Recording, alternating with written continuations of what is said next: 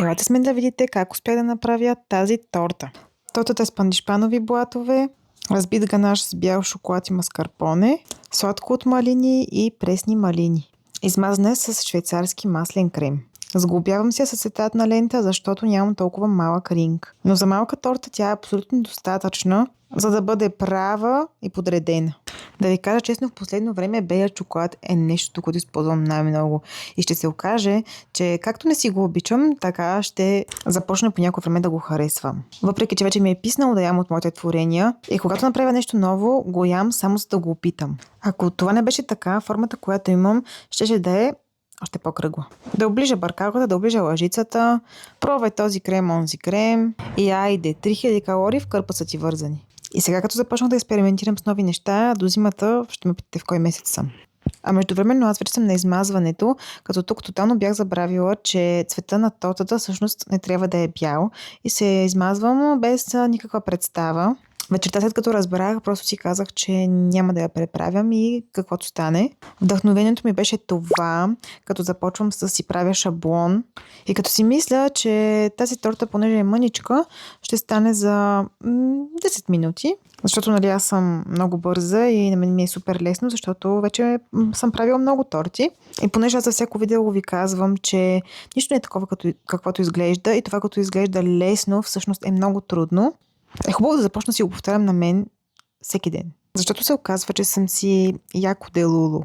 Първоначално започнах добре с цветенцата, получаваха ми се, обаче после почнаха да не ми се получават и реших, че в полунощ няма да правя торта до 3 часа. Даже първоначалната ми идея беше пресъздавам торта от Pinterest 1:1, обаче просто не ми се получи и реших, че по-добре да сменя концепцията, да си запазя психичното здраве. Затова махнах абсолютно всичко. След това си легнах на диванчето, разцъках си Pinterest около 10 минути, за да мога да си харесам нещо друго. Уж по-лесно и по-бързо. И да, знам ли, логинче, ти ще да направиш абсолютно същата и за 0 време. Давай да видим.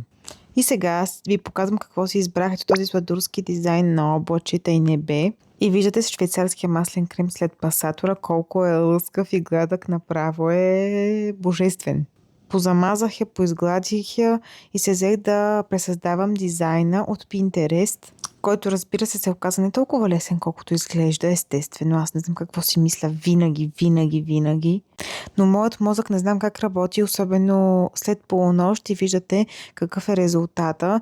Сигурно 5 пъти я преправях отново и отново, въпреки че сега като гледам и от първия път си се е получила перфектна. Не знам какво толкова не съм ми харесала. И нали знаете, когато не се получи първия път, няма да се получи нито от втория, нито от третия, нито от четвъртия. Ще се получи на около 10-тия. И просто не знам защо съм такава. Усещам през екрана колко свръхстимулирана и раздразнена съм. И естествено живота отново ми дава урок и ме учи на търпение. И на повторение. И на търпение. И на повторение. Направо по някое време толкова ми писва, че проклинам абсолютно всички богове, които ме накараха да се занимавам изобщо с това нещо. На другите ми минава, да не се безпокойте.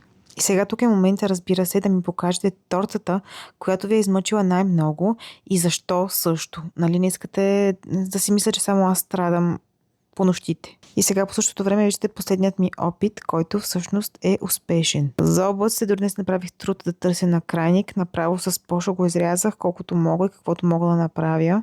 Оказа се обаче, че си стана чудесно и супер много се доближаваше до дизайна, който си избрах. И накрая, разбира се, след като ми се получат нещата, танцувам, сякаш допреди 1 минути не съм плакала. Последвайте ме!